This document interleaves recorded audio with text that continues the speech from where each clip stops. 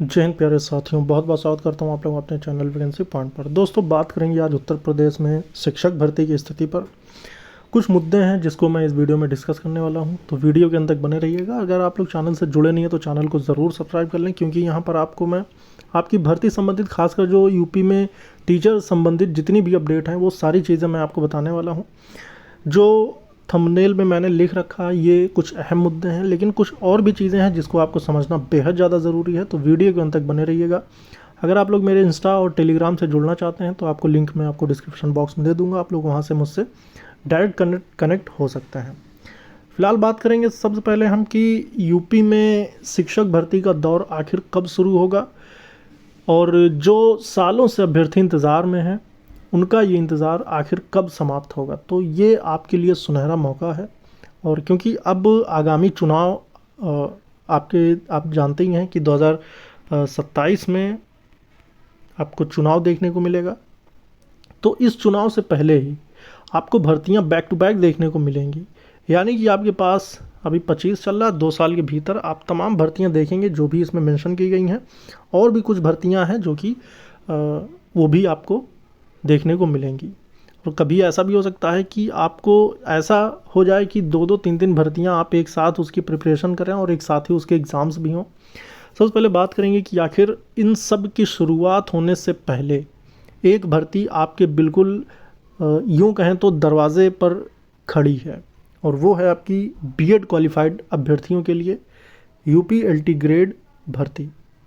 ये आपकी दोस्तों बीएड क्वालिफाइड कैंडिडेट्स के लिए सिर्फ होती है, और जो भी ऐसे अभ्यर्थी हैं जिन्होंने बीटीसी कर रखा है या फिर डीएलएड, जिसका अब नाम चेंज कर दिया गया है, तो बीटीसी और डीएलएड वालों के लिए कंबाइंड पोस्ट बीएड और डीएलएड वालों के लिए साथ में आती है जूनियर एडेड की, जिसमें 6 to 8 टीचर्स के लिए, जूनियर हाई स्कूल के शिक्षक के लिए ये भर्ती होती है। और इस भर्ती में बीएड और बीटीसी दोनों कंबाइंड रूप से इस भर्ती को देख सकते हैं। ये भी भर्ती आपको देखने को मिलेगी, लेकिन उसके पहले आपका नोटिफिकेशन आएगा यूपी टेट का। आखिर ये यूपी टेट आपका कब से आ सकता है और इसकी प्रक्रिया कब से शुरू हो सकती है, तो जो अभी तक जानकारी निकल के आ रही मेरे भाई, वो यही है कि मई के लास्ट तक आपको यूपी टेट का नोटिफिकेशन देखने को मिलेगा। ये बात 100% तय हो चुकी है। इसी महीने आपको इसका नोटिफिकेशन देखने को मिलेगा।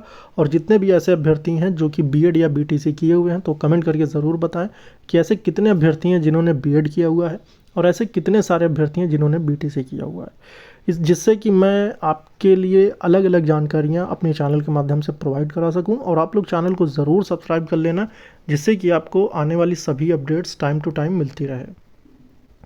अब उसके बाद आपको बता दें कि यूपी टेट आपका इस महीने के लास्ट तक 100% तय है। और जहाँ तक रही बात सीटेट की, तो इस बार सीटेट का नोटिफिकेशन अभी तक जारी नहीं हुआ है, जबकि पिछले दिनों में या पिछले सीटेट में ये चीज़ देखा गया था कि अप्रैल महीने में ही नोटिफिकेशन आ जाता था। इस बार मई का फर्स्ट वीक भी बीतने को है और अभी तक कोई ऐसी अपडेट हाल फिलहाल तो कह दें कि सीबीएसई की तरफ से कोई भी अपडेट नहीं है कि आखिर इस बार सीटेट जुलाई वाला होगा भी या नहीं होगा। लेकिन अभी कुछ कहा नहीं जा सकता, कुछ विलम्ब हो रहा है किसी टेक्निकल इश्यूज़ या किसी और वजह से, तो ये भी हो सकता है कि थोड़ा सा विलम्ब हो रहा हो, मगर एग्ज़ाम या फिर किसी भी परिवर्तन के लिए किसी प्रकार से भी सीबीएसई का कोई क्लेरिफिकेशन नहीं है अभी, तो अभी कुछ कहा भी नहीं जा सकता। लेकिन यूपी टेट का तो 100% तय है कि मई के लास्ट में आपको इसका नोटिफिकेशन देखने को मिलेगा, और उसके बाद आपका ये एग्ज़ाम जो है वो अगस्त में करा लिया जाएगा। और इसका एग्ज़ाम कंडक्ट जैसे ही होगा, आपको पता है कि सुपर टेट की तैयारी शुरू हो जाएगी, यानी इसी साल आपको सुपर टेट भी देखने को मिलेगा।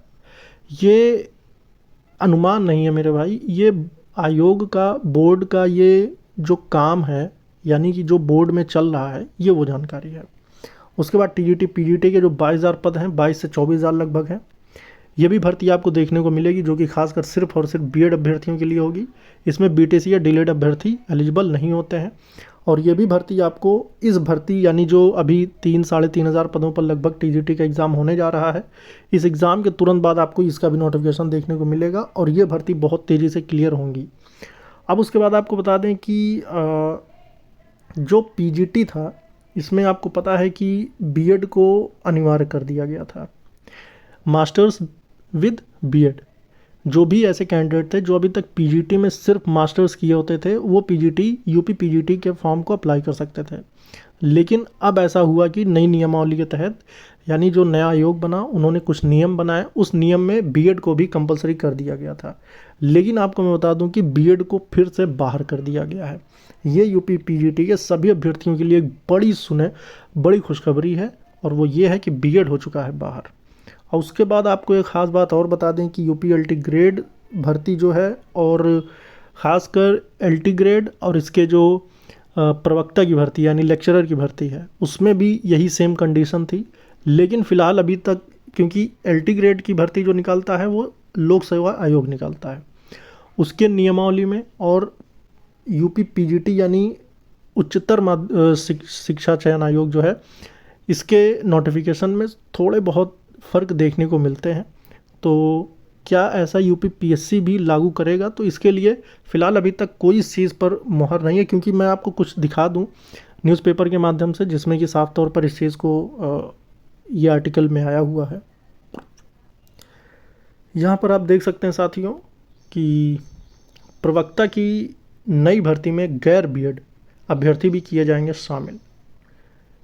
प्रवक्ता मतलब पीजीटी, जो लेक्चरर होते हैं, लेक्चरर की जो भर्तियां होंगी उसमें गैर बीएड यानी जिनके पास सिर्फ मास्टर्स है, जिन्होंने सिर्फ मास्टर डिग्री कर रखी है, राजकीय व अशासकीय माध्यमिक विद्यालयों में प्रवक्ता भर्ती के लिए बीएड अनिवार्य कर दिए जाने से लाखों गैर बीएड अभ्यर्थी नई भर्ती से वंचित रह जाएंगे। अभ्यर्थी चाहते हैं कि नई भर्ती में गैर बीएड वालों को भी एक अवसर प्रदान किया जाए। अब यहाँ पर आप देख सकते हैं, पूर्व में अशासकीय माध्यमिक विद्यालयों में सहायक अध्यापक भर्ती के लिए बीएड व प्रवक्ता यानी जो पीजीटी या भर्ती के लिए परास्नातक की अर्हता लागू थी।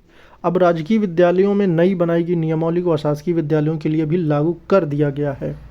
ऐसे में प्रवक्ता भर्ती के लिए बीएड की डिग्री अनिवार्य हो गई है। ऐसे लाखों अभ्यर्थी हैं जिनके पास केवल पीजी की डिग्री है और उन्होंने बीएड नहीं किया है।